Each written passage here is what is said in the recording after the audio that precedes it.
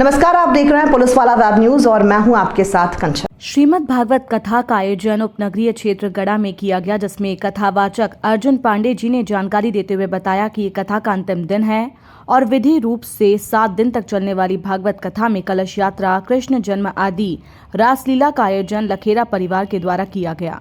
कथावाचक पांडे जी ने कहा कि शांतिपूर्ण तरीके से कथा का श्रवण करना चाहिए, जिससे कथा के मूल रूप समझ आना चाहिए। नारायणं नमस्कृत्यं नरा चैव नरोत्तमं देवीं सरस्वती व्यासं ततो जयतमुदीरयेत्। भागवत जैसी गंगा जो हमारे लखेरा परिवार में प्रवाहित हो रही है, आज सप्तम दिवस की कथा में आए हुए सभी अतिथि लोग निरंतर 7 दिन से भागवत जी की कथा को श्रवण कर रहे हैं।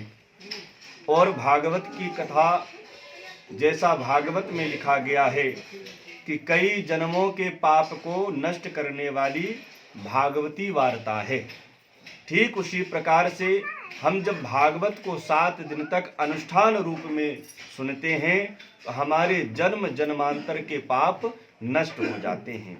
इसलिए भागवत जी हम सबको सुनना चाहिए और सुनाना चाहिए। आज हर घर में भागवत हो रही, हर गली में, लेकिन भागवत का जो सही मूल है वो मूल कथा में है। बाकी संगीतमयी भी कथा सुनना चाहिए, लोग सुन रहे हैं, लेकिन जब तक आप मूल कथा को नहीं श्रवण करते हैं तब तक आप मूल चीज़ों में नहीं जा पाते।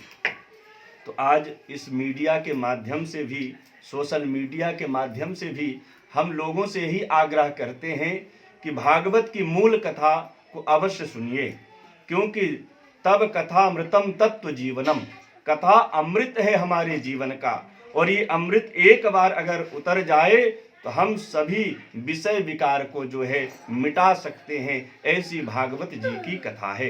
7 दिन में भगवान के नाना प्रकार की लीला सुनाई गई। प्रथम दिवस जो है 9 तारीख से कथा प्रारंभ हुई और उस कथा से जो है प्रथम दिन कलश यात्रा, उसके बाद जो है भगवान के 52 अवतारों की कथा, ध्रुव प्रहलाद की कथा और भगवान कृष्ण जन्म की कथा, माखन लीला की कथा और भगवान का विवाह और सुदामा के चरित्र में जो है कथा विश्राम लेती है, जो आज साप्ताहिक ज्ञान यज्ञ में कार्य संपन्न होने जा रहा है। ये 7 दिन की कथा जो है हमें 7 पीढ़ियों का उद्धार कराती है और हमारे पितरों का और प्रेत आत्माओं का भी उद्धार करती हैं। ऐसी भागवत जी की कथा है।